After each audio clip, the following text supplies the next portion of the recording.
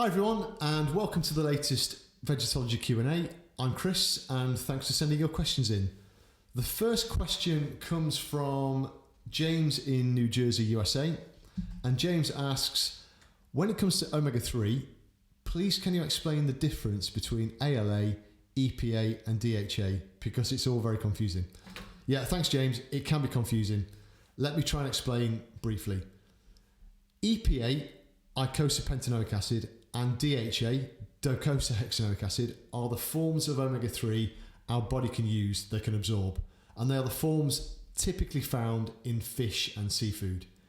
ALA, which is alpha-linolenic acid, is the form of omega-3 found in things like chia, flax, hemp, purslane, walnuts, other nuts, seeds and seed oils. But here's the key point. For ALA to be used by the body, it needs to be converted into EPA and DHA to be absorbed. But that conversion rate is incredibly low, if at all. So we're talking about 5% conversion rate from ALA to EPA and about 0.5% from ALA to DHA. So it takes a heck of a lot of those compounds, those ingredients, to obtain meaningful absorbed omega-3. And to put it into perspective, our product is EPA and DHA from algae, which I'll come back onto. It would take about a month's supply of a hemp or chia omega-3 to get the same amount of meaningful omega-3 as from a single day's dose of Opti3. Now, I mentioned our product is EPA and DHA, but we don't get it from fish or seafood. Here's the thing. Fish obtain omega-3 by eating algae or seaweed. So what we've done is cut out the middle fish and go straight to that algae. So we obtain the omega-3 in the forms the body needs, EPA and DHA, without touching fish and without needing to kind of compromise on using ALA, which is just not as effective. So thanks, James. I hope that helps. Okay, so the next question comes from Barbara in Melbourne, Australia. And Barbara asks, can you explain the link between vitamin D and COVID-19? Thanks, Barbara. You're right that vitamin D and COVID-19 have been linked in the press for quite a few months now. The background to this, I guess, makes a lot of sense because vitamin D is well known for boosting immunity and helping kind of fight off coughs and colds. But what the science has shown recently as a result of clinical tests and data generation is that vitamin D is specifically helping to ward off COVID-19 or the worst symptoms of COVID-19.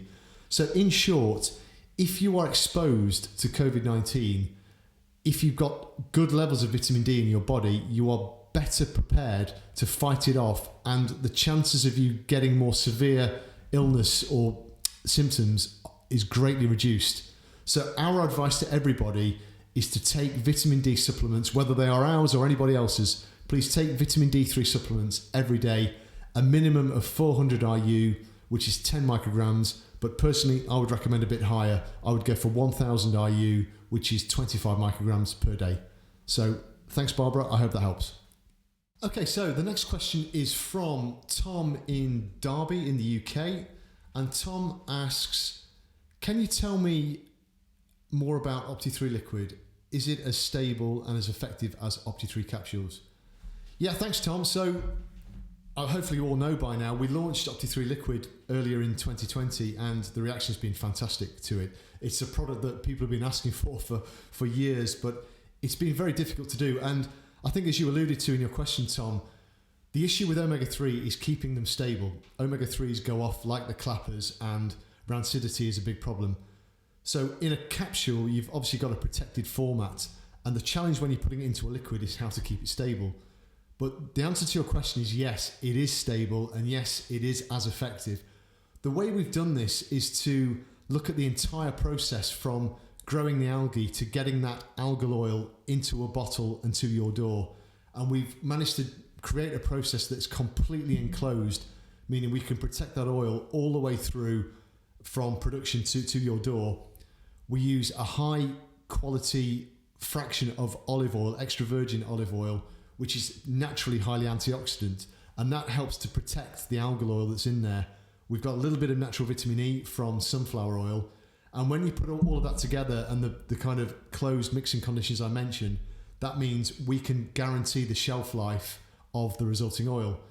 When you take it, It shouldn't taste too bad. Honestly, omega-3 oils are never going to be your favourite tipple, but the olive oil in there helps to kind of soften the taste of it. We've added a little bit of orange oil, natural orange oil flavour, just to take away the edge. And so far the feedback's been great. Our advice to everybody is when you get Opti3 liquid home, please keep it in the fridge. It's the best way of keeping it fresh, especially once it's opened. If you see anything go a little bit solid, it probably means your fridge is a little bit too cold. Don't worry, it's just some of the fatty acids in there will solidify if they get particularly cold. Just put it on the side for an hour or so and they will melt and disappear. So thanks, Tom. In short, yes, Opti3 liquid, it is stable, it is effective. It's a great way of giving omega-3 to your kids or for anybody who doesn't want to take capsules. Next question comes from Sarah, who is in Glasgow here in the UK. And Sarah asks, is Opti3 suitable for children? And if so, how much should I give them? Yeah, great. Thanks, Sarah. In short, yes, Opti3 is great for kids. And we're talking from newborn upwards. So in the case of Opti3 capsules, if it was from a newborn upwards, from 0 to 24 months, I would recommend 1 capsule's worth of oil per day. Obviously, pierce the capsule to release the oil. If you're using Opti3 liquid, it would be half a teaspoon, which is 2.5 ml per day. They will both give you a dose of 250 milligrams of DHA and 150 milligrams of EPA, which is a great amount for a newborn to a kind of infant age. From 24 months upwards, I would use the adult dose. So in the case of the capsules, that is 2 capsules per day. Again, for young children, please pierce the capsules. Or in the case of the oil, the bottled oil, it is 5 milliliter, which is a full teaspoon per day. And in terms of the benefits to children, we're talking about brain development. It's great for ocular development. To be perfectly honest with you, certainly with my kids, and I hear this a lot with others, you notice the difference when you give your kids omega-3. The attention span, the concentration span, and sometimes the behaviour is just so much improved when they take omega-3. I recommend giving it to the kids with breakfast time to give them the best chance of being on form during the day at school. So yeah, thanks Sarah, I hope that helps. The next question comes from Frederick in Sweden, and Frederick asks, surely there's no need for supplements if people just eat a balanced diet? Yeah, I mean, look, absolutely, Frederick. In an ideal world, if we all ate a balanced diet, there would be no need to supplement. But we don't live in an ideal world. And I think regardless of your dietary choice, whether you are a carnivore, an omnivore, a vegan or a vegetarian, it's very difficult to get everything right in your diet. And the data backs that up. So deficiency in things like omega-3, vitamin D, vitamin B12 is as rife in carnivores and omnivores as it is in vegetarians and vegans, and that's globally. So that suggests that because people live busy lives or just don't have the time or the inclination to study everything about their diet, that nutritional gaps exist. And we know that there are some quite serious health conditions can occur through deficiency. So yes, it's very important to get your diet right, but yes, realistically in life in general, the lives we lead, there is definitely a role for very careful, considered supplementation. Okay, the next question comes from Pete in San Diego, California. And Pete asks, do vegans and vegetarians really need to supplement? Does that not mean a vegan diet is not healthy? Great, well thanks Pete. I think first of all, I wish I was in San Diego, California rather than in the very rainy UK sat in an office. In short, veganism, vegetarianism, a plant-sourced diet, plant-based diet is incredibly healthy overall. However, there are small nutritional gaps, and they are specifically omega-3, EPA, DHA, vitamin D3 and vitamin B12. They are nutrients you just cannot get from a 100% plant-sourced diet. But that doesn't mean the diet is not healthy, and it's the easy answer. But what I would say is deficiency in all of those vitamins and omega-3 is as rife in a carnivorous diet or a omnivorous diet as it is in vegans and vegetarians. So just because somebody eats meat or fish does not automatically make them healthy. So our view is individuals wishing to take on a vegan, vegetarian, flexitarian diet, they do so for a variety of reasons. It's not just because they don't want to eat meat. There are other ethical concerns. It could be an allergy concern. And they are great base diets. They are very healthy overall. So there is nothing wrong with just topping them up with the odd small amount of nutrient that you would otherwise just get from meat. Okay, so the next question comes from Katie in London, and Katie asks, can you explain what is chondroitin, what is phytodroitin, and what is the difference? Yeah, thanks Katie. So chondroitin has been used in food supplements for decades, and it is used because it helps with bone health and joint mobility. It helps to lubricate the joints. But what a lot of people don't know is chondroitin is taken from shark cartilage or other animal sources.